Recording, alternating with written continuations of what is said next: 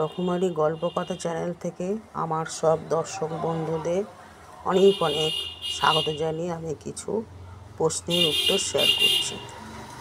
MGS cartoon স্টুডিওতে টুনজেরির জনক হানা বারবার অফিসে কাজ করতেন।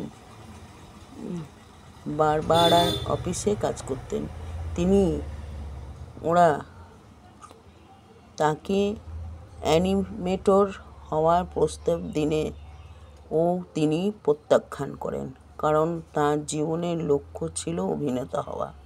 পরে অভিনেতার জন্য সারা বিশ্বে পরিচিত হন। তার নাম কি? উত্তর হচ্ছে জ্যাক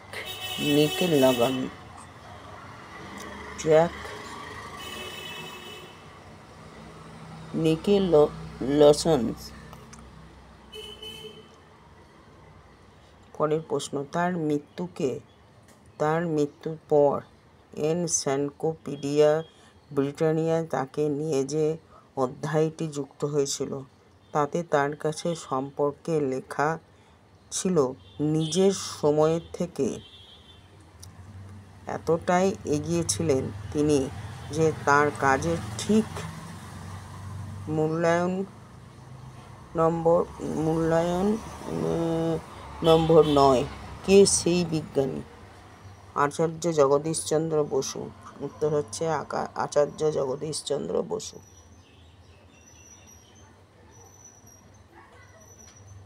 পরের প্রশ্নই আসি।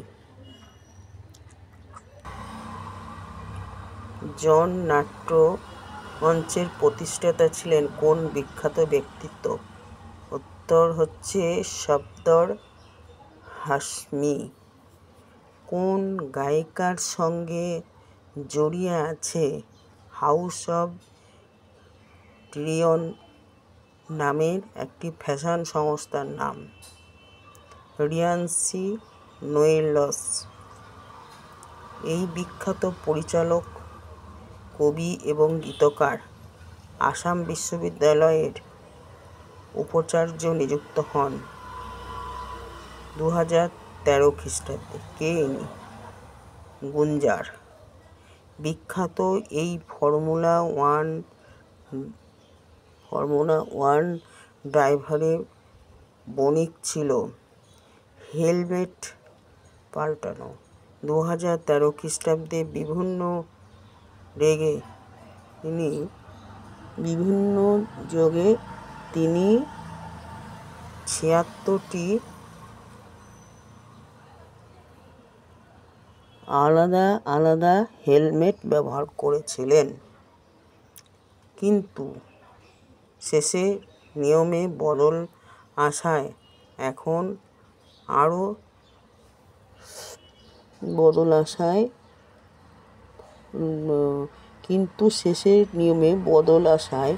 এখন আর তিনি তিনজনের মাঝে হেলমেট বদলাতে পারেন না।